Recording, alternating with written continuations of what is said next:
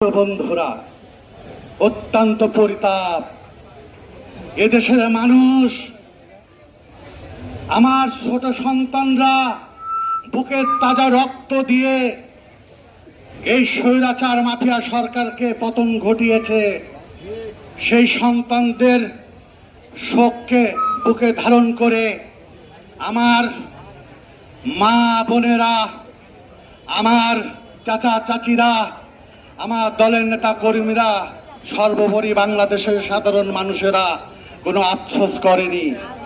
এক সন্তান গেছে, আর এক সন্তানকে ঘর থেকে বের করে দিচ্ছে, যা স্বৈরাচারের পতন করে বাড়িতে আসবি।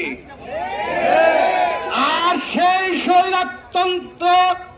স্বৈরাচার মাফিয়া হাসিনা দিল্লি পালিয়েছে, কিন্তু তথাকথিত সেই নেতৃত্বর দাবিদার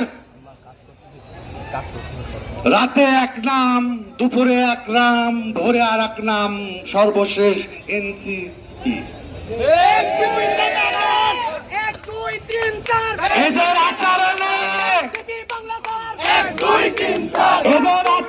বুঝতে পেরেছেন এরা যে ছাত্রলীগ করত, এদের মুখের ভাষায় টের পেয়েছেন, তাই না?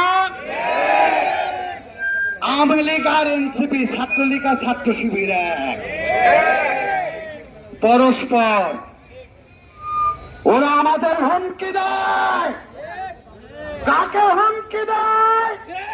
যার স্বাধীনতার ঘোষণার মধ্য দিয়ে বঙ্গোপসাগরে একটি মানচিত্র রচিত হয়েছিল, যে মানচিত্রের নাম বাংলাদেশ। সেই নেতার যোগ্য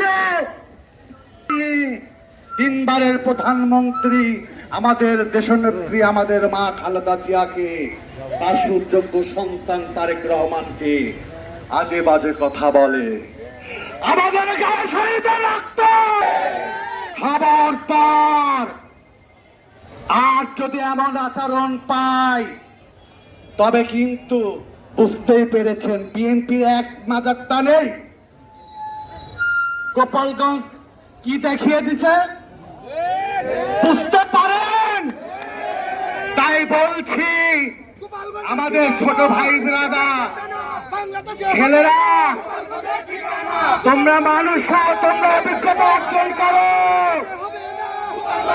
তোমাদের সামনে ভবিষ্যৎ আছে। তোমরা নোংরামি করে এই পতিত মাফিয়া সরকারকে আবার এদেশে পুনরায়